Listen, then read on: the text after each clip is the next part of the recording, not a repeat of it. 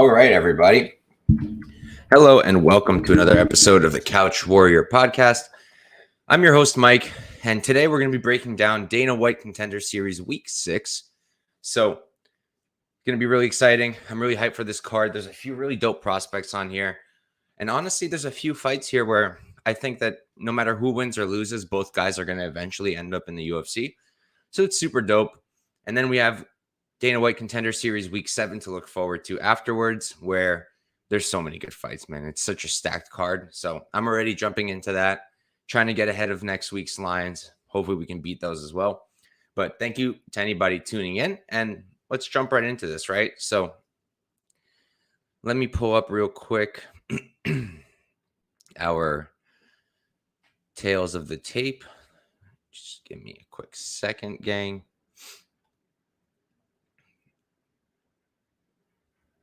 All right, so we got that up. Let me resize it real quick. Okay.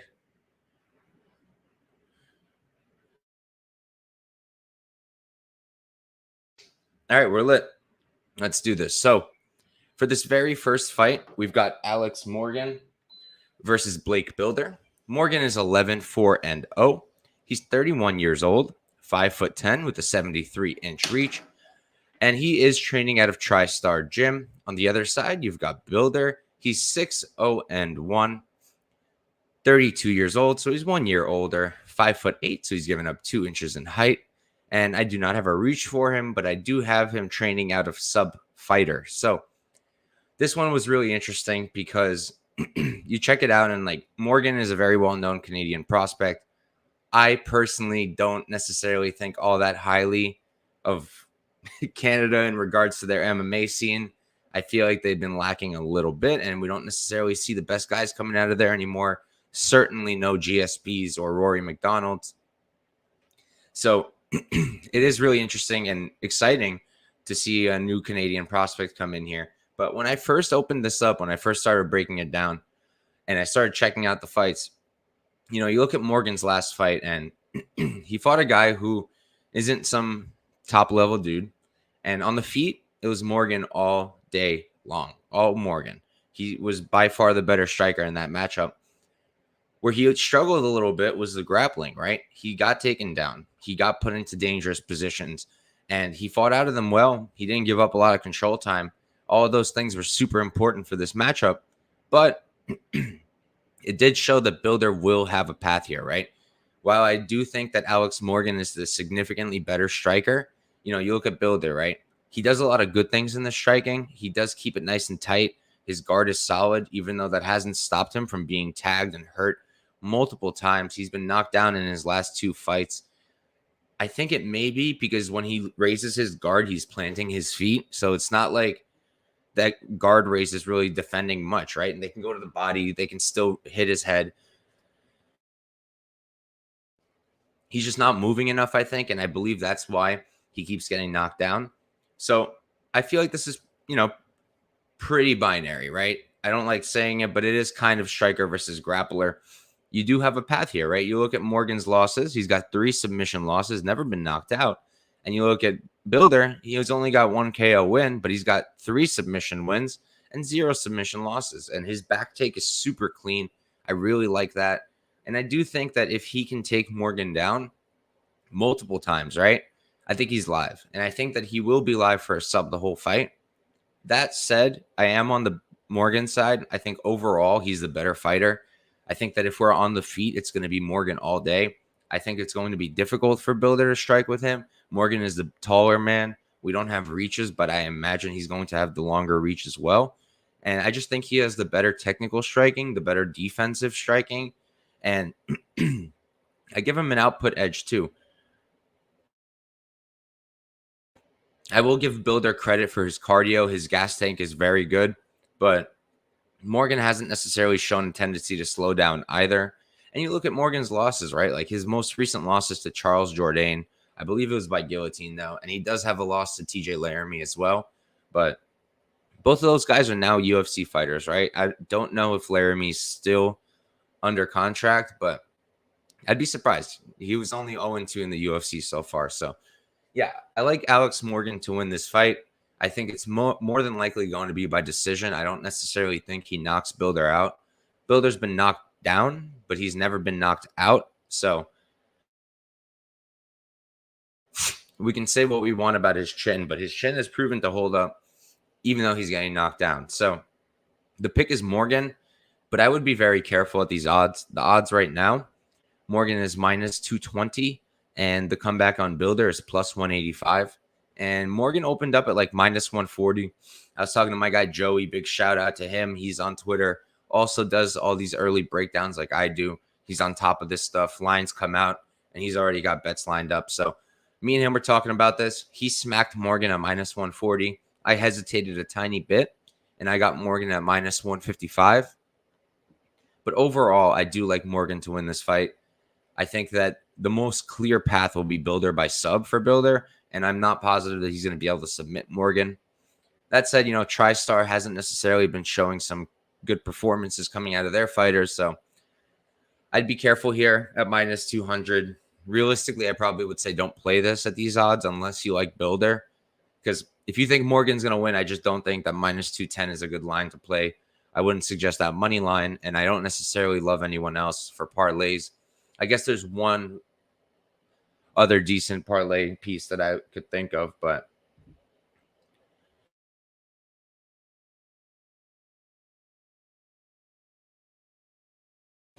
yeah, sorry. I got this message. Talking to somebody else on Twitter, DeBang Data. Shout out to my guy. Talking about Alex Myers and CFFC. Dude opened up at minus 200. He's currently plus 130, and he's fighting a 42-year-old. So that's a fight that I'm going to get off of this stream and break down too. But let's get back to Dana White's Contender Series, right? So let's move on to the next fight. We've got a women's fight, and this one is an interesting one as well with two really dope prospects as well. So let's get right into that one. Here we've got Victorya Dudakova versus Maria Silva. Dudakova is 5-0, undefeated. She's 23 years old, 5'6", and I do not have a reach for her. On the other side, and she's training out of Cobrinha BJJ Las Vegas is her most recent location. But Dudakova, you look at her Instagram, she travels. She's one of these traveling fighters. She trains everywhere. So I really like that, right? For a fighter who's 23 years old, she's traveling, getting different looks, training with different people. I feel like that's super vital and super important and is going to give her good opportunities to grow and get better and better and better, right? So on the other side, you've got Silva. Silva's 8-0, 26 years old, so she's 3 years older. She's 5'3", so she's got a 3-inch height disadvantage. And she's got a 65-inch reach, and she's training out of Dragon Combat. Sorry, I keep muting it to cough. A little bit of a dry throat. But, my guy Kiarik's in the chat. Shout out. Thank you for tuning in, brother. Always coming in. Appreciate you big time. So, for this fight, Maria Silva, we've seen her already on the Contender Series. She fought Catherine Paprocki. And, look, I think that she's the rightful favorite here. I do think that the line is wide, but I understand why she's the favorite. She's going to have a striking edge here. She's already been on the Contender Series once, and don't know the numbers, but I do believe that second-time appearances win more than they lose on the Contender Series. We did see someone lose last week on his second appearance. We've seen Mario Souza, who's fighting again this season, who also already has had 2 appearances and lost both. So just because she's already appeared on the Contender Series doesn't really mean necessarily that she's going to have an edge, but I do think it's really helpful for the nerves, right? Not her first time being on the show. So I think that this fight comes down to this. I think that Silva has the better striking, but I don't think that it's a significant margin. You look at Dudakova, and while defensively, she's still leaving a lot of things to desire. Her defensive striking is not that great, and I do think that Silva's going to be landing on her at a decent clip. But you look at Silva's last fight, right? After the Contender Series, she fought this Polish woman, Wozniak. And while she won that fight and she didn't give up too much control, she was getting taken down, right? she did have some problems with her grappling, with the offensive grappling of Wozniak. So if Dudakova can mix in the striking that she's got, it's serviceable. I think it's better than serviceable. I think it's decent. It's good. It's not as good as Silva's, but I think her striking can hold up. And because she's got, in my opinion, a pretty significant, pretty significant grappling edge, I would say, for Dudakova. And because of that, I think that she can win this fight. I do. I don't think she's going to submit Silva, even though she's got 4 submission wins out of, out of only 5 pro wins. So 4 or 5 wins by sub.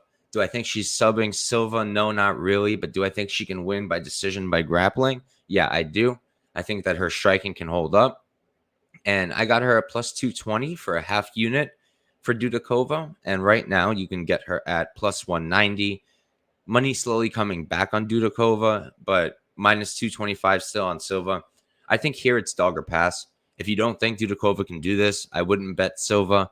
She's 3 inches smaller, 3 years older, and minus 220. I just don't think she's got enough of an edge to cover that price tag. So if you like Silva over Dudakova, I would pass. But if you like Dudakova, I would play her. I like that spot. I like her as a dog. I think she's got a clear path here with the grappling and more weapons because she can mix that grappling with her striking. And I do think that she still has good striking too, does Dudakova. So the pick here is going to be Victorya Dudakova. And we're going to move on to our next fight. So this one's interesting because if you look at the lines, right? The second the lines opened up for these fights, they started moving. People started betting one way, the other way. One line didn't move and has not moved since then, which suggests to me that nobody is playing it. And it's the line for this fight. Rodrigo Lidio versus Mateusz Rebecki. So I don't think anyone's playing this because I don't think anyone really knows what to do here. It's a very weird fight, a very interesting fight, and one that I'm not positive yet how I'm going to attack it, but I do have a lean. So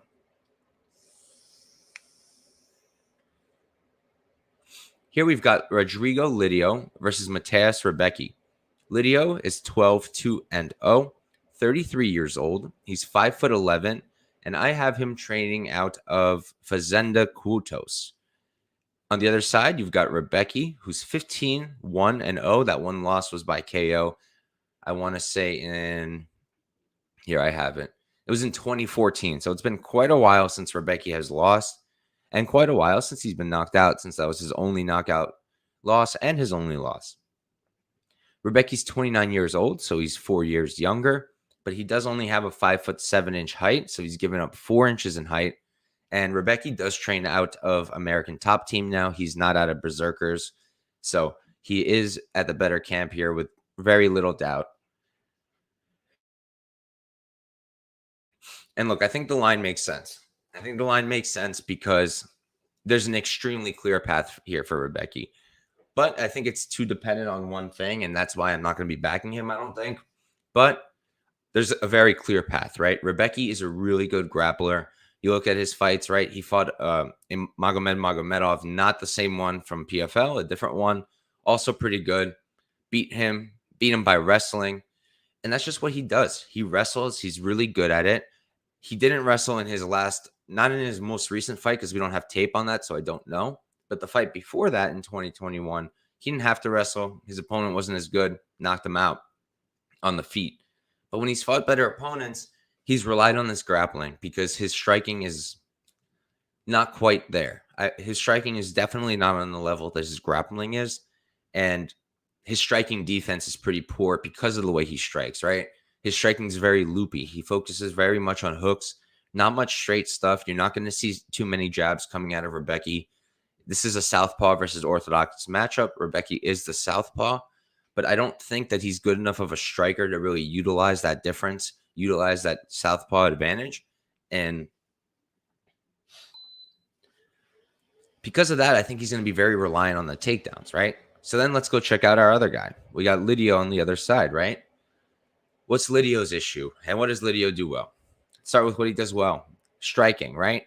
Lidio is a great striker.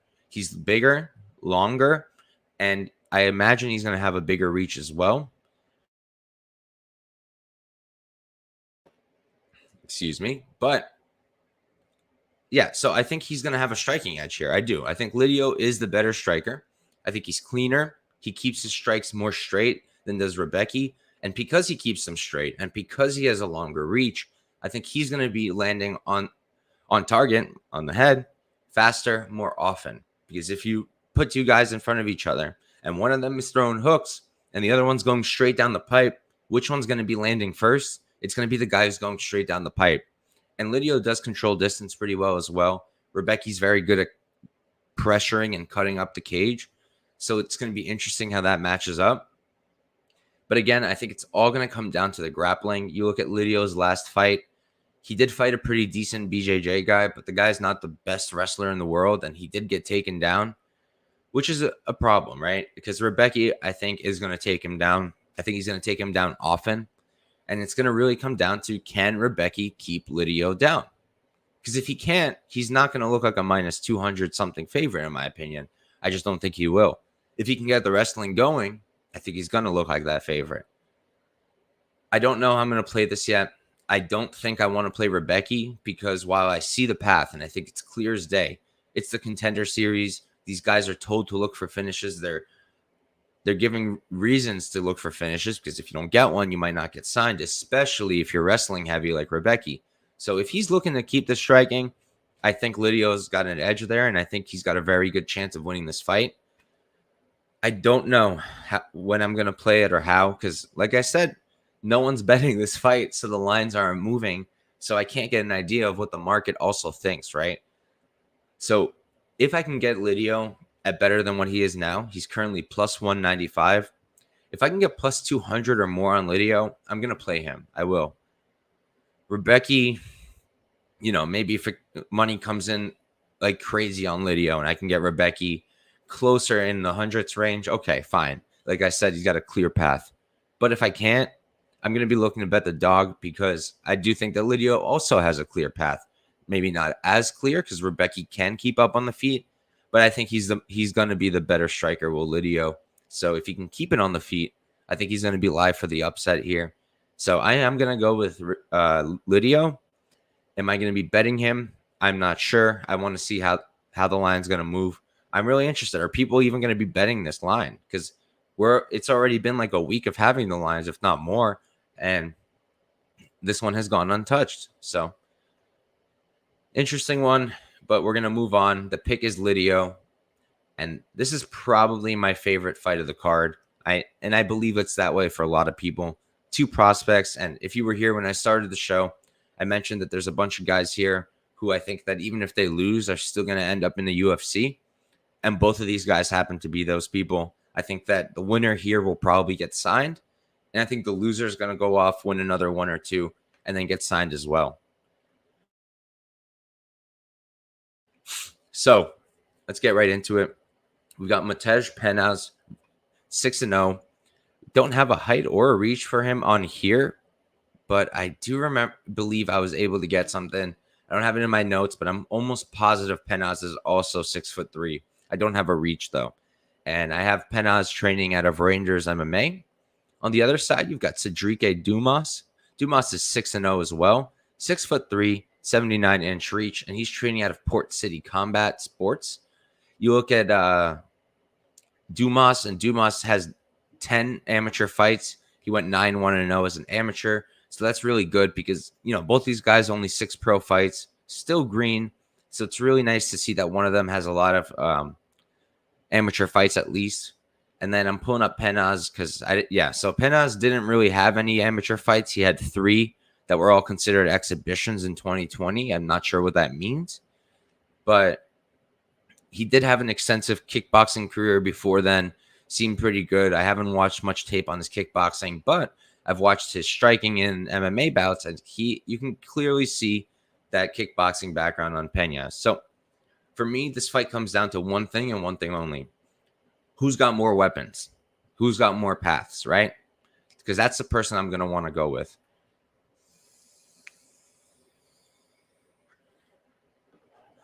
And the reason for that is I think we're looking at two fighters who are really, really similar. Two young prospects, both primarily strikers.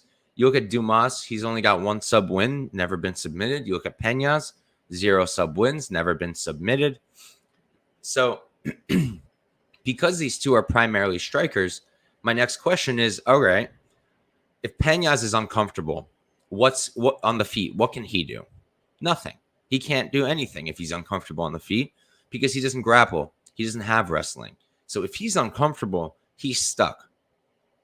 Dumas on the other side, though, if he's stuck on the feet, he's not going to be uncomfortable. And if he is stuck on the feet and he gets uncomfortable, he can take it to the ground. And on the ground, he's going to be the guy with an advantage by a significant margin, in my opinion. So, there's definitely pros and cons on each side, as there always is in a fight, right? Penaz is definitely in the better camp. Dumas, he's probably fought the worst competition as well. But like I said, I just think that Dumas has more weapons, right? So in terms of the actual technical striking, Penaz is cleaner. Penaz is more defensively sound. And I guess he throws more straight strikes, but it's not like Dumas is out here winging his strikes either, right? Like I mentioned, they're striking super similar. They both keep it relatively straight. They're both very technical, and they both put really good work together with both their hands and their feet. I just think that Dumas, like I mentioned, if he's uncomfortable on the feet, he can take it down, whereas Penaz cannot do that. You look at Dumas, this is his last fight, right? And that's where he's really showed that grappling for the first time, like to a significant extent. And, he was taking the guys back. He was controlling him. He was taking him down. He was scrambling really well when he was the one in bad positions. So because of those things, my pick is going to be Dumas. I got him at really good odds compared to what he's at now. I got him at plus 185. He's currently sitting at plus 145, but money is coming back in on his opponent Penaz, who's minus 170 right now. So if you do like Dumas, I think you can maybe wait a little bit and hop on in a few days for a better price tag than plus 145, maybe a little bit closer to what I got at plus 185. I just think people are very hype on Penaz. I think there's a lot of people outside of the U.S. who have been really excited for Penaz to make his debut. And, it makes a lot of sense. But there's also been a lot of people excited about Dumas. It's just, I think one thing that has been in the minds of a lot of people is you keep hearing about Dumas's, personal life. He's had allegedly, I don't know if it's been proven or not. I haven't looked into it all that much because it's not really that crucial to what I'm doing here. But so allegedly domestically abused or something, abused women. And because of that, people hate him. Look, at the end of the day, while I think that's a scumbag move, I don't know enough about the situation. It just has nothing to do with betting.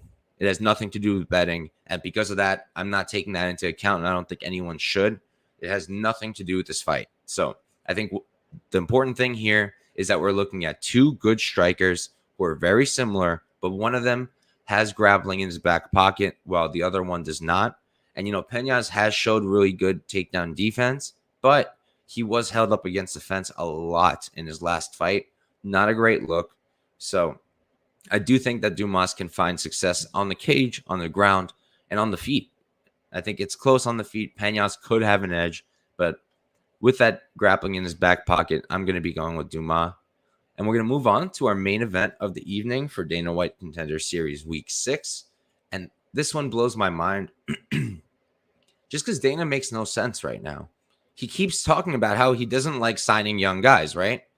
Okay, if you don't like signing young guys, why are you bringing in guys like Kinoshita who are 22, guys like Henrique who are 19, and then you got a 17-year-old coming on the show in like a month?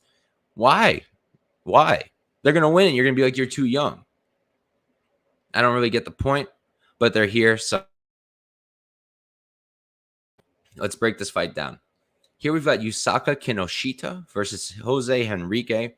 Kinoshita is 5-1-0, 22 years old, 6 feet tall, and I've got him training out of Carpe Diem BJJ. Excuse me. And Henrique on the other side is 5-0, undefeated as a pro. No amateur fights, though. He's 6'5". He's got a 79-inch reach, and he's training out of Nova União, Brazil. One thing worth noting for this fight, Henrique is coming down to welterweight for the first time in his career. He is literally 6'5". So let's see how that plays out. If he has a terrible cut, it might be a questionable play. I've already got my money down though.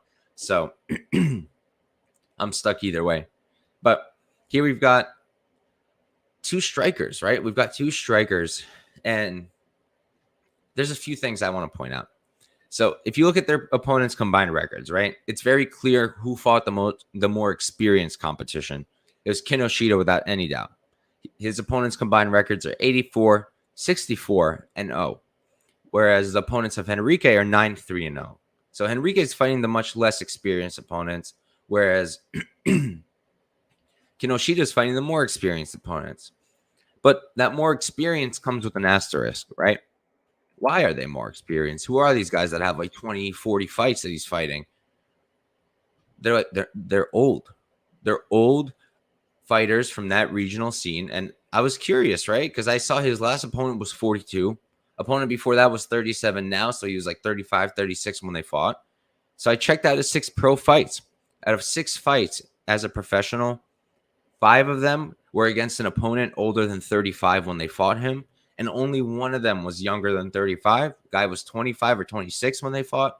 So Kinoshita is pretty clearly being fed older guys to boost that record, make him look better. But they're old. They're old, but they're not that good.